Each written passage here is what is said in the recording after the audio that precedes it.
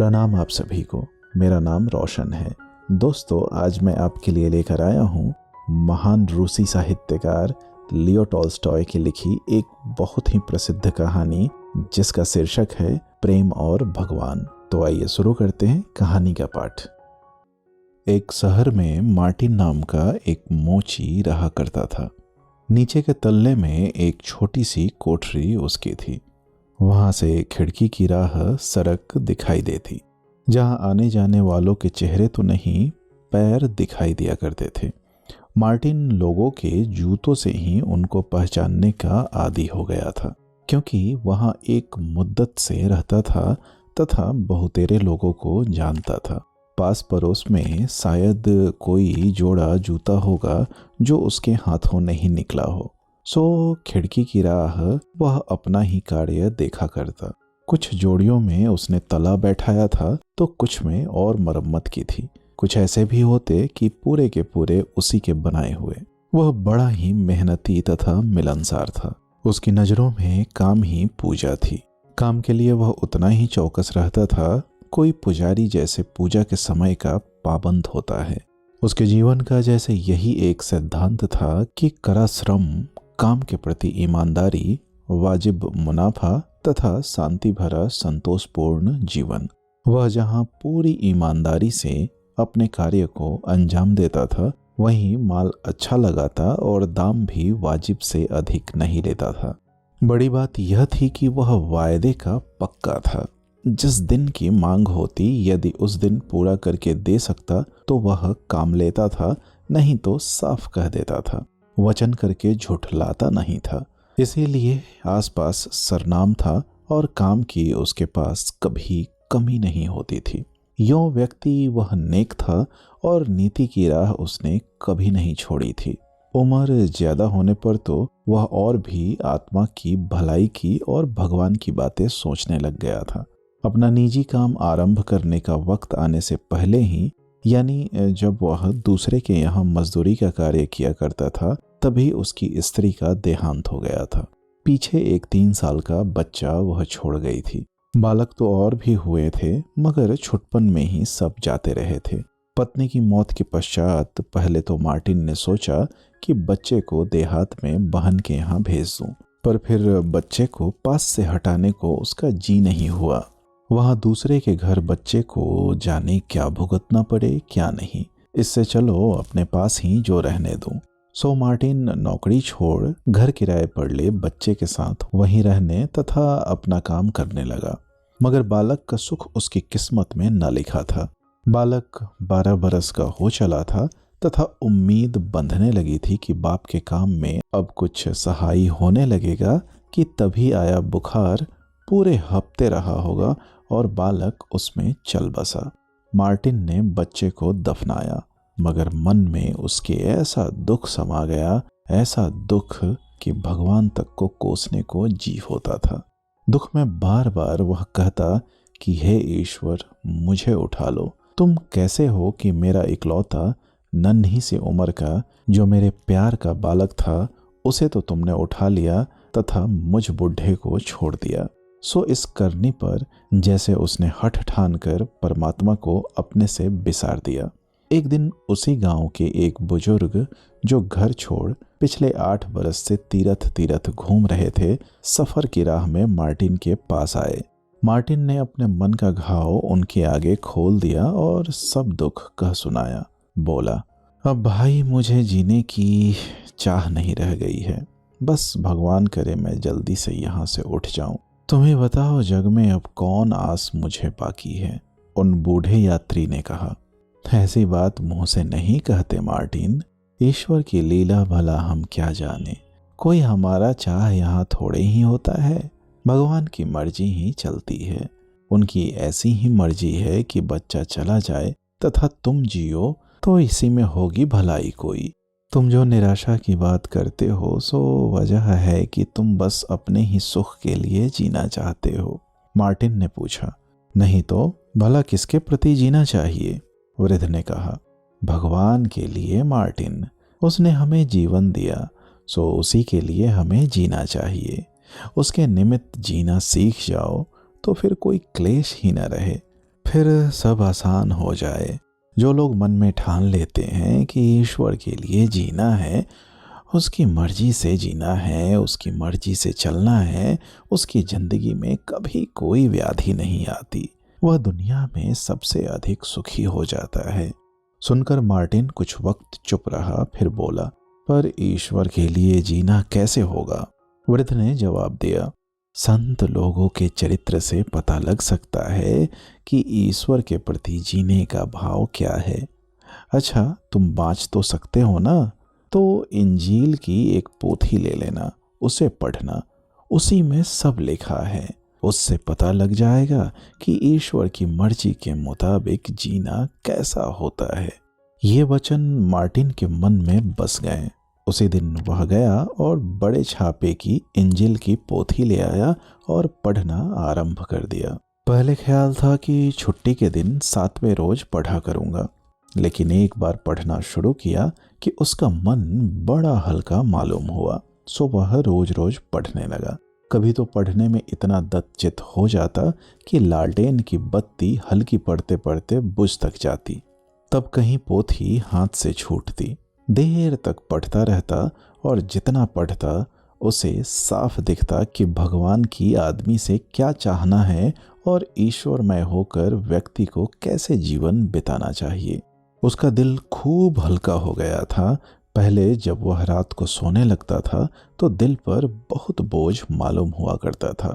बच्चे को याद करके बड़ा शोक मनाता था, मगर अब वह बार बार हल्के चित्त से यही कहता है, हे ईश्वर, तू ही है, तू ही जगदाधार है, तेरा ही चाहा हो। उस वक्त से मार्टिन की सारी जिंदगी बदल गई। पहले चाय पिया करता था और कभी कभी दारू भी ले लेता था। पहले ऐसा भी हो गया है कि कभी किसी साथी के साथ जरा अधिक चढ़ा आवे और आकर वाही तबाही बकने लगे और खरी खोटी कहने लगे, मगर अब यह सब बात जाती रही। जीवन में उसके अब शांति आ गई और आनंद रहने लगा। सवेरे वह अपने कार्य पर बैठ जाता और दिन भर काम करने के बाद सांझ हुई कि दिया लिया और इंजिल की पोथी खोल बाँचने बैठ गया। जितना पढ़ता उतनी ही उसकी बुद्धि साफ होती और दिल प्रसन्न होता हुआ मालूम होता। एक बार ऐसा हुआ कि इंजिल की किताब लेकर मार्टिन रात बहुत देर तक बैठा रह गया। संत ल्यूक की कहानी वह पढ़ रहा था। 6ठे अध्याय में उसने बाँचा, जो तुझे एक गाल पर मारे तो दूसरा भी उसके आगे कर दे, जो कोट उतारना चाहे कुर्ता भी उसे सौंप दे, जो मांगे सबको दे तथा जो ले जाए उससे तू वापस कुछ न मांग, तथा जो तू चाहता है कि लोग तुझसे ऐसे बरतें वैसे ही तू उनसे बरत। फिर वह प्रसंग उसने पढ़ा जहाँ प्रभु मसीह कहते हैं, तुम प्रभु प्रभु तो मुझे कहते हो, मगर मेरा कहा करते नहीं हो। जो मेरे पास आता है मेरा कहा सुनता है और सुना करता है, वह उस व्यक्ति के समान है जिसने गहरे गड्ढे खोद अपने मकान की नींव चट्टान पर जमाई है। बाढ़ और लहरें टकरा टकरा कर हार गईं, पर मकान नहीं हिला। क्यों? नींव चट्टान पर खड़ी थी। मगर जो सुनता है और करता नहीं, वह उस आदमी के समान है जिसने जमीन पे मकान खड़ा किया पर बुनियाद न दी। आई पानी की बाढ़ और टकराना था कि घर ढह पड़ा। उसका सब कुछ डूब गया, कुछ बाकी न रहा। मार्टिन ने ये वचन पढ़े तो दिल भीतर से गदगद हो गया।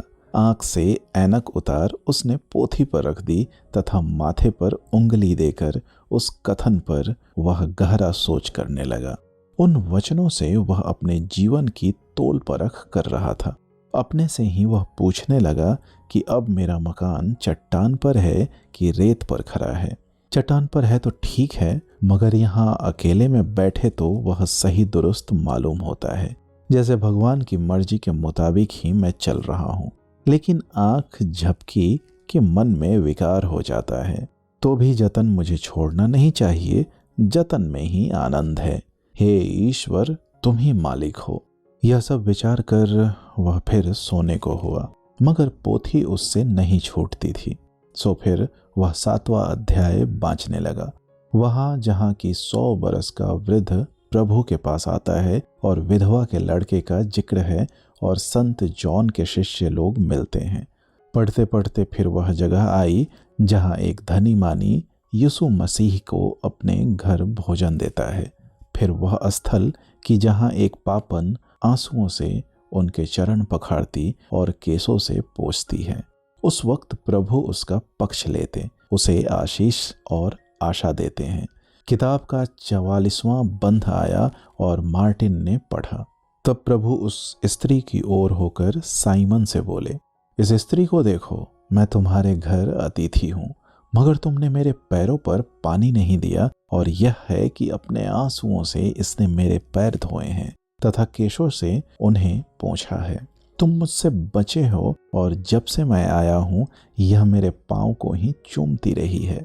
तुमने मेरे सिर पर भी तेल नहीं दिया, और यह है कि मेरे पैर स्नेह से भिगोती रही है।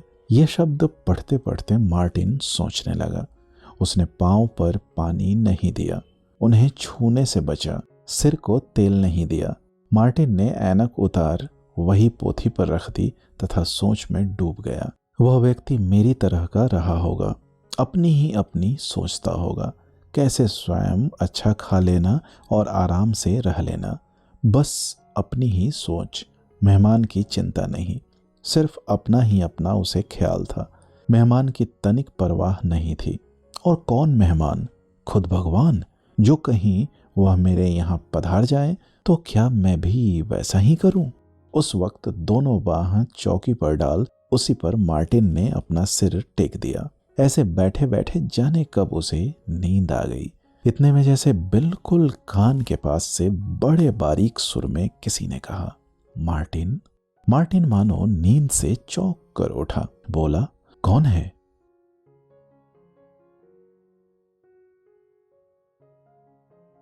पुकार के जवाब में उसे साफ साफ सुनाई दिया, मार्टिन, कल गली पर ध्यान रखना, मैं आऊंगा। अब मार्टिन उठा, खड़ा हो गया और आंखें खोली। समझ नहीं सका कि ये शब्द जागते में सुने थे कि सपने में। फिर उसने दिया बुझा दिया तथा सो गया। दूसरे दिन तड़का फूटने से पहले ही वह उठा और भजन प्रार्थना कर आग जला अंगीठी पर खाना चढ़ा दिया। फिर अपनी खिड़की के तले आकर कार्य में जुट गया। खिड़की के तले बैठा रह रहकर वह सड़क पर देखने लगता था।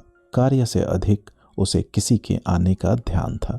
अनपहचाने जूते गली पर चलते देखता तो झांक उठता कि उनका पहनने वाला जाने कौन है। इस प्रकार एक झल्ली वाला नए चमचमाते जूते में उधर से निकला। फिर एक कहाड़ गया। इतने में एक वृद्ध सिपाही, जिसने पुराने राजा का राज देखा था, उस गली में आया। हाथ में उसके फावड़ा था। जूतों से मार्टिन उसे पहचान गया था। पुरानी चाल के घिसे से जूते थे। पहनने वाले का नाम स्टेपान था। एक पड़ोसी लालाजी के मकान में वह रहता था और उनका कुछ कार्य कर दिया करता था। वही स्टेपान गली में आकर फावड़े से बर्फ हटाने लगा था। रात बर्फ खूब पड़ी थी तथा जमा हो गई थी। मार्टिन ने उसे एक निगाह देखा। थोड़ी देर देखते रहकर फिर नीचे सिर डाल अपने काम में लग गया। मन ही मन वह हंस पड़ा, बोला, मैं भी उम्र से वृद्ध हो गया हूँ, नहीं तो क्या। देखो मैं भी कैसे बहकने लगा हूँ। आया तो स्टेपान है गली साफ करने, तथा मुझे सूझा कि मसीह प्रभु ही आ गए हैं। है ना बात कि मैं सठिया गया हूँ। मगर कुछ टाँके भरे होंगे कि खिड़की की राह वह फिर बाहर देख उठा। देखा कि फावड़ा जरा टेक कर दीवार का सहारा ले स्टेपान या तो सुस्ता रहा है या फिर गर्म होने के लिए सांस ले रहा है। स्टेपान की उम्र काफ़ी थी, कमर झुक चली थी और देह में शक्ति बहुत नहीं रही थी। बर्फ हटाने के लायक भी दम नहीं था। वह हाँफ सा रहा था। मार्टिन ने सोचा, यदि मैं उसे बुलाकर चाय को पूछूं तो कैसा रहे। चाय बनी हुई है ही। सो आरी को वहीं जूते में ओढ़सा छोड़ खड़े होकर झटपट चाय की सब तैयारी करने लगा। फिर खिड़की के नजदीक जाकर थपथपा कर स्टेपान को इशारा किया। स्टेपान सुनकर खिड़की पर आया। मार्टिन ने उसे भीतर बुलाया और आगे बढ़कर दरवाजा खोल दिया। कहा, आओ थोड़ा गरमा लो, तुम्हें ठंड लग रही मालूम होती है। स्टेपान बोला, ईश्वर तुम्हारा भला करे। हाँ, मेरी देह में सर्दी बैठ गई है और जोड़ दर्द करते हैं। यह कहकर स्टेपान भीतर आया और देह की बर्फ द्वार के बाहर ही झाड़ दी। फिर यह सोचकर कि कहीं फर्श पर निशान नहीं पड़े, वह बाहर ही पैर पोंछने लगा। इसमें देह उसकी मुश्किल से संभली रह सकी तथा गिरते गिरते बचा। मार्टिन ने कहा, रहने दो, रहने भी दो, फर्श झड़ जाएगा, सफाई तो रोज होती ही है, कोई बात नहीं, आ जाओ, बैठो, लो चाय पियो। 2 गिलास भरकर मार्टिन ने एक स्टेपान के आगे कर दिया और रकाबी में डालकर दूसरे में खुद पीने लगा। स्टेपान ने अपना गिलास खत्म कर उल्टा रख दिया। वह चाय के लिए बहुत धन्यवाद देने लगा, मगर प्रकट था कि और भी एक गिलास मिल जाए तो बुरी बात ना होगी। मार्टिन ने गिलास भरते हुए कहा, एक गिलास और पियो, अरे लो भी, कहकर साथ ही उसने अपना भी गिलास भर लिया। पर पीता जाता था और रह रहकर मार्टिन खिड़की की ओर देखता जाता था। स्टेपान ने पूछा, क्या किसी की बाट जोहते हो? बाट? भाई क्या बताऊं, वो कहते शर्म आती है। सच पूछो तो इंतजार तो नहीं है, पर रात एक आवाज सुनी थी जो दिल से दूर नहीं होती है। वह सचमुच कोई था या सपना था, कह नहीं सकता। कल रात की बात है कि मैं धर्म पुस्तक इंजिल बाँच रहा था। उसमें प्रभु ईशा का वर्णन है ना, कि कैसे उन्होंने दुख उठाए और किस तरह वह इस धरती पर प्रेम और भक्ति से रहे। सो तुमने भी जरूर सुना होगा। स्टेपान ने कहा, सुना तो मैंने है, पर मैं अनपढ़ हूँ और समझता बूझता कम हूँ। तो सुनो भाई, उन्हीं के जीवन के विषय की बात है। मैं पढ़ रहा था, पढ़ते पढ़ते वह प्रसंग आया जहाँ मसीह एक धनवान व्यक्ति के यहाँ जाते हैं। वह धनी व्यक्ति मन से उनकी आवभगत नहीं करता। अब तुम्हें मैं क्या कहूँ। मैं सोचने लगा कि उस व्यक्ति ने उसका पूरा आदर कैसे नहीं किया। मैंने सोचा कि कहीं मैं होता तो जाने क्या करता, पर देखो कि उस व्यक्ति ने मामूली भी कुछ नहीं किया। इसी प्रकार की बातें सोचते सोचते मुझे नींद आ गई।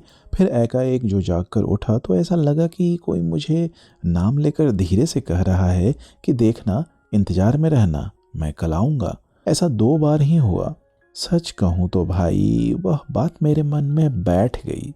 यूँ तो मुझे खुद शर्म आ रही है, पर क्या बताऊँ, मन में आस लगी ही है कि वह भगवान कहीं ना आते हों। स्टेपान सुनकर चुप रहा और सिर हिला दिया। फिर गिलास की चाय समाप्त कर गिलास को अलग रख दिया, मगर मार्टिन ने सीधा कर फिर उसे चाय से भर दिया। लो लो भाई, पी भी लो। मैं सोच रहा था कि इस पृथ्वी पर मसीह प्रभु कैसे रहते थे। नफरत किसी से नहीं करते थे तथा मामूली से मामूली लोगों के बीच मिलजुल कर रहते थे।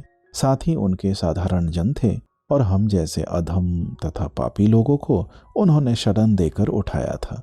उन्होंने कहा कि जो तनेगा उसका सिर नीचा होगा, जो झुकेगा वही उठेगा। उन्होंने ही कहा, तुम मुझे बड़ा कहते हो और मैं हूं कि तुम्हारे पांव धोऊंगा।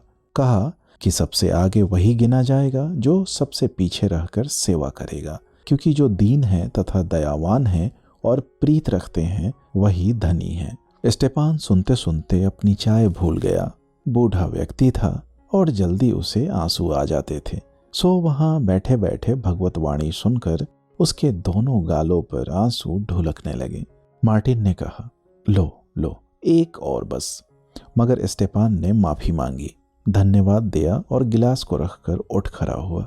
तुम्हारा मुझ पर बड़ा उपकार हुआ मार्टिन, मगर तुमने मेरे तन और मन दोनों को खुराक दी है और सुख पहुंचाया है। मार्टिन बोला, कब तो अतिथि मिलते हैं भाई, फिर भी इधर आया करना, मुझे बड़ी प्रसन्नता होगी। स्टेपान चला गया। मार्टिन कार्य पर आ बैठा। बैठकर वह आरी से जूते के तले की सीवन सही करने लगा। तला सीता जाता था तथा खिड़की से बाहर देखता जाता था।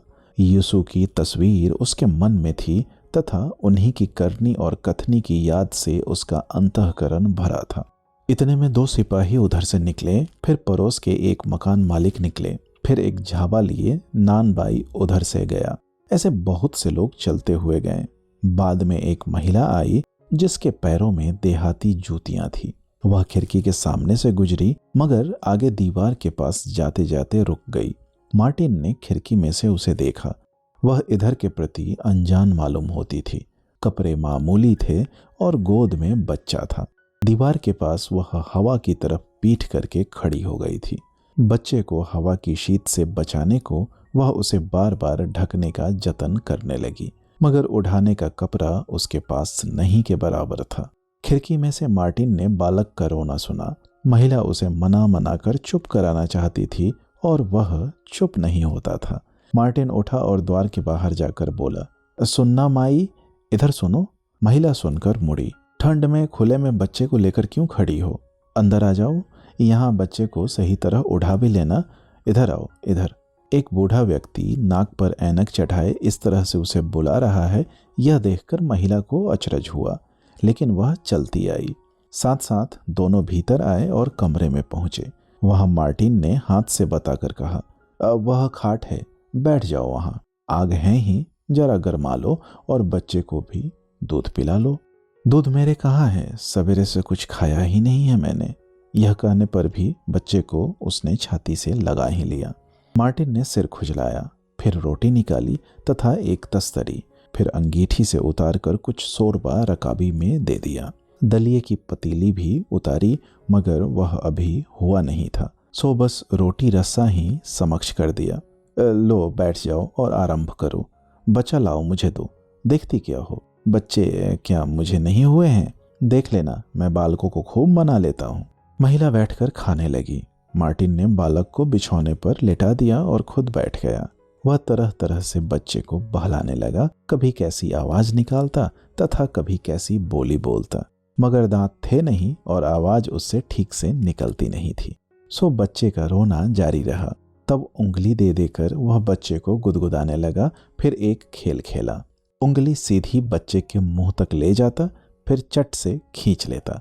यह उसने बार बार किया, पर उंगली बच्चे को मुंह में नहीं लेने दी, क्योंकि उसकी उंगली कार्य से तमाम काली हो रही थी। मोम वोम जाने क्या उसमें लग गया था। बालक पहले तो इस उंगली के खेल को ध्यान से देखने लगा और चुप हो गया, फिर तो वह अचानक हंस पड़ा। मार्टिन यह देखकर बड़ा ही खुश हुआ। औरत बैठी खाती जाती थी और बतलाती जाती थी कि कौन हूँ और क्यों ऐसी हालत में हूँ। बोली, मेरे आदमी की सिपाही की नौकरी थी, फिर कोई 8 महीने हुए, जाने उन्हें कहाँ भेजा गया। तब से कुछ खबर उनकी नहीं मिली। उसके पश्चात मैंने रोटी पकाने की नौकरी कर ली। रोटी बनाती थी, मगर यह बालक होने को हुआ तो मुझे उन्होंने कार्य से हटा दिया। 3 महीने से मैं भटक रही हूँ कि नौकरी मिल जाए। जो पास था पेट की खातिर सब बेच चुकी, अब कौड़ी नहीं रह गई है। सोचा मैं धाय बन जाऊं, मगर कोई मुझे रखने को राजी नहीं हुआ। कहते थे कि मैं बहुत दुबली तथा दुखिया दिखती हूँ, सो दूध क्या उतरेगा। मैं यहाँ एक ललाइन की बात पर आई थी। हमारे गांव की वहाँ एक नौकरानी है, उन्होंने मुझे रखने को कहा था। मैं समझती थी कि सब ठीक ठाक है, पर वहाँ गई तो कहा कि दूसरे हफ्ते तक हमें फुर्सत नहीं है, फिर आना। वह दूर जगह थी और आते जाते मेरा दम हार गया था। बालक बेचारा भूखा है, देखो कैसे आंखें हो गई हैं।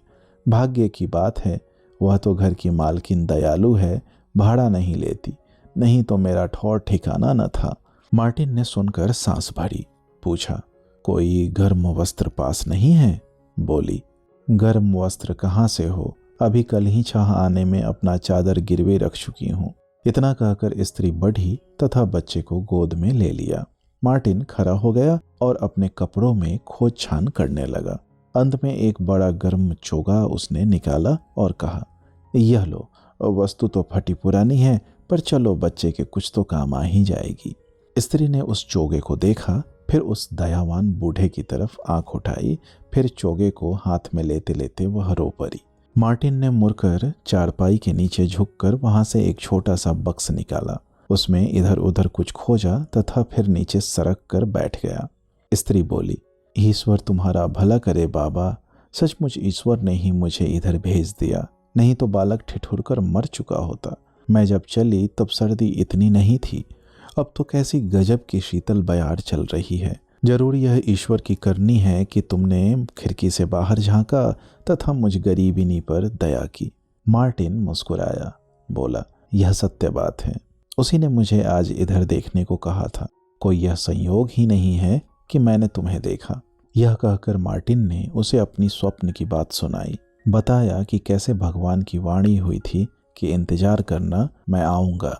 स्त्री बोली, कौन जाने भगवान क्या नहीं कर सकता। वह उठी और अपने बच्चे को चारों तरफ से ढकते हुए चोगा कंधों पर डाल लिया। तब झुककर मार्टिन को फिर एक बार धन्यवाद दिया।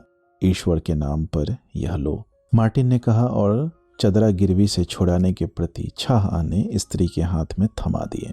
महिला ने यीशु प्रेम को स्मरण किया। मार्टिन ने प्रभु का नाम लिया और फिर उसे बाहर पहुंचा आया। स्त्री के चले जाने पर मार्टिन ने देगची उतार कुछ खाया पिया, वासन वस्त्र संभाल कर रख दिए और फिर कार्य करने बैठ गया। वह बैठा रहा और कार्य करता रहा, मगर खिड़की को नहीं भूला। छाया कोई खिड़की पर पड़ती तो वह फौरन निगाह करता कि देखूं कौन जा रहा है। उनमें कुछ जान के लोग निकलते तो कुछ अनपहचाने लोग, पर कोई खास देखने में भी नहीं आया। थोड़ी देर बाद एक सेब वाली औरत को मार्टिन ने ठीक अपनी खिड़की के सामने रुकते देखा। वह एक बड़ी टोकरी लिए थी, मगर सेब उसमें बहुत नहीं रह गए दिखते थे। स्पष्ट था कि वह बहुत कुछ उसमें से बेच चुकी थी। उसकी कमर पर एक बोरा था जिसमें छिपटियां भरी थी। उसे वह घर ले जा रही थी। कहीं इमारत बन रही होगी तो वहीं से बटोर कर लाई होगी। बोरा उसे चुभ गया था तथा एक कंधे से दूसरे पर उसे बदलना चाहती थी।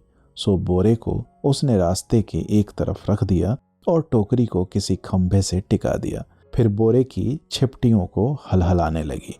मगर तभी फटी सी टोपी ओढ़े एक लड़का उधर दौड़ा आया और टोकरी से एक सेब ले भागने को हुआ। मगर बुढ़िया ने देख लिया और मुड़कर चट से उसकी बाह पकड़ ली। युवक ने बहुतेरी खींचतानी की छूट जाए, लेकिन बुढ़िया ने अपने हाथ जमाए रखे। टोपी बालक की उतार कर फेंक दी और उसे बालों से पकड़कर झंझोटने लगी।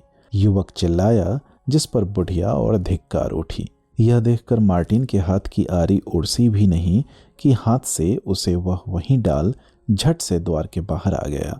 जल्दी में ऐनक भी छूटी। लड़खड़ाते पांव वह सीढ़ी उतरा और दौड़ सड़क पर आ खड़ा हुआ। बुढ़िया लड़के के बाल झंझोट रही थी तथा गालियां दे रही थी। कहती थी, तुझे पुलिस में दूंगी। युवक छूटने को मचल रहा था, चिल्ला रहा था, मैंने कुछ नहीं किया, मुझे क्यों मार रही हो, मुझे छोड़ दो। मार्टिन ने आकर उन्हें अलग कर दिया। युवक को हाथ से लेकर कहा, जाने दो माई, ईश्वर के लिए उसे अब माफ कर दो। अजी, मैं उसे दिखा दूंगी, जिससे याद तो रखे, बदमाश को थाने ले जाऊंगी। मार्टिन वृद्धा से प्रार्थना करने लगा, जाने दो माई, फिर ऐसा नहीं करेगा, ईश्वर के लिए उसे जाने दो। बुढ़िया ने युवक को छोड़ दिया। युवक भाग जाने को हुआ, लेकिन मार्टिन ने उसे रोक लिया। युवक रो उठा और माफी मांगने लगा। सही, और यह लो अब अपने लिए एक सेब। कहते हुए मार्टिन ने टोकरी से एक सेब लिया और युवक को दे दिया। फिर बोला, इसके पैसे मैं दूंगा माई। इस प्रकार इन छोकड़ों को तुम बिगाड़ दोगे। बुढ़िया बोली, इसे कोड़े लगने चाहिए थे कि पूरे हफ्ते तो याद रहती। ओह माई, मार्टिन कहा उठा, छोड़ो छोड़ो, यह ढंग हम लोगों का है, ईश्वर का नहीं है। यदि एक सेब की चोरी के लिए उसे कोड़े लगने चाहिए तो हमें अपने पापों के प्रति क्या मिलना चाहिए, सोचो तो। बुढ़िया चुप रह गई। तब मार्टिन ने उसे उस कहानी की याद दिलाई जहां प्रभु तो अपने सेवक पर सारा ऋण छोड़ देते हैं, पर वह दास जरा से के लिए अपने कर्जदार का गला दबोचता है। बुढ़िया ने यह सब सुना तथा लड़का भी पास खड़ा सुनता रहा। सो प्रभु की वाणी है कि हम क्षमा करें। मार्टिन ने कहा, नहीं तो हम भी माफी नहीं मांग पाएंगे, हर किसी को माफ करो, अनजान बच्चे को तो और भी पहले माफी मिलनी चाहिए। बुढ़िया ने सिर डुलाया तथा सांस भरी, बोली, यह तो सत्य है, लेकिन वे इतने बिगड़े जा रहे हैं। मार्टिन बोला, यह तो हम बड़ों पर है ना कि अपने उदाहरण से उन्हें हम सही राह दिखाएं। यही तो मैं कहती हूँ, मेरे खुद 7 हो चुके हैं, उनमें सिर्फ अब एक लड़की है। वृद्धा बताने लगी कि कैसे और कहाँ वह अपनी बेटी के साथ रहा करती थी तथा कितने देवते देवते उसके थे। बोली, यह देखो, अब मेरे शरीर में कुछ कस नहीं रह गया है, फिर भी उनके प्रति मैं काम में जुटी ही रहती हूँ। और बच्चे भी वे भले हैं, उन्हें छोड़ और कोई तो मेरे पास नहीं लगता। नन्ही ऐनी तो अब मुझे छोड़ किसी के पास जाएगी ही नहीं। कहेगी, हमारी नानी, हमारी प्यारी अच्छी नानी। तथा एनी की याद आते ही बुढ़िया की आंखें एकदम भीग गई।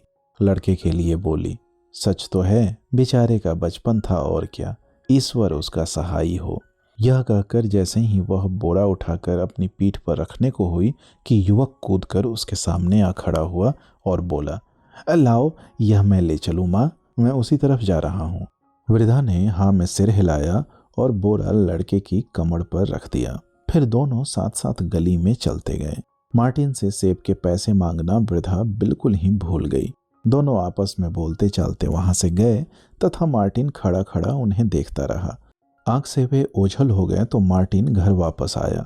जीने पर उसे अपनी ऐनक पड़ी मिली जो कि टूटी नहीं थी। उसे उठा तथा आरी हाथ में ले वह फिर काम पर बैठ गया। थोड़ा सा कार्य किया था कि चमड़े के सुराखों से सुआ निकालना उसकी आंखों को कठिन होने लगा। तभी बाहर क्या देखता है कि लैंप वाला गली के लैंप जलाने गली से निकला जा रहा है। सोचा रोशनी का वक्त हो गया दिखता है, सो उसने भी लैंप ठीक किया, उसे टांगा और फिर अपने कार्य पर बैठ गया। एक जूता उसने पूरा कर लिया, फिर अदल बदल कर उसे जांचने लगा। सब दुरुस्त था, सो उसने अपने औजारों को समेटा, कटनी छटनी को बुहार दिया और मोम धागा तथा सब चीज बस्त को ठीक ठाक रख दिया और फिर लैंप उतार मेज पर रख और आले से अपनी इंजिल की पोथी ली। चाहता था कि वहीं से खोलूं जहां पहले निशान लगा छोड़ा था, मगर किताब दूसरी जगह खुल गई। उसे खोलना था कि कल का सपना फिर मार्टिन के समक्ष आ रहा। साथ ही उसे पैरों की आहट सी मिली, मानो कोई उसके पीछे चल फिर रहा हो। मार्टिन मुड़ा। उसे लगा जैसे अंधेरे कोने में कई व्यक्ति खड़े हों, लेकिन वह देख न सका कि कौन है। उसी वक्त एक आवाज ने फुसफुसाकर मानो कान में कहा, मार्टिन, मार्टिन, क्या तुम मुझे नहीं पहचानते? मार्टिन शक के सुर में बोला, कौन? आवाज बोली, यह मैं। कहने के साथ अंधियारे कोने से निकल स्टेपान आगे हुआ। वह हंसा और बादल की तरह फिर अंतर्धान हो गया। फिर आवाज हुई, और यह मैं। और इस पर अंधेरे में से वह औरत गोद में बच्चा लिए आ निकली। वह मुस्कुराई, बालक हंसा और ये दोनों अंतर्धान हो गए। फिर तीसरी आवाज आई, और यह मैं। और कहने के साथ ही वृद्धा और सेब लिए वह लड़का आ सामने हुए। दोनों मुस्कुराए तथा अंतर्धान हो गए। इस पर मार्टिन का मन आनंद से भर आया। उसने प्रभु को स्मरण किया, ऐनक आंखों पर रखी तथा ठीक जहां एंजिल खुली थी पढ़ने लगा। सफ़े के ऊपर ही पढ़ा, मैं भूखा था तथा तूने मुझे खाना दिया, मैं प्यासा था तूने मुझे पानी दिया, मैं अजनबी था तथा तूने मुझे ग्रहण किया। और सफ़े के अंत में पढ़ा, इन भाइयों में से एक के प्रति अदना से अदना के लिए जो तूने किया वह मुझको किया समझ, जो दिया मुझे पहुंचा समझ। उस वक्त मार्टिन को प्रत्यक्ष हुआ कि उसका सपना सच्चा हुआ है। उसको मालूम हुआ कि रक्षक प्रभु वाकई ही उसके घर पधारे थे और उन्होंने उसका आतिथ्य पाया था। दोस्तों, उम्मीद करता हूँ यह कहानी आपको पसंद आई होगी। ऐसी ही ढेरों कहानियाँ सुनने के लिए आप हमसे जुड़े रहें। बहुत बहुत धन्यवाद।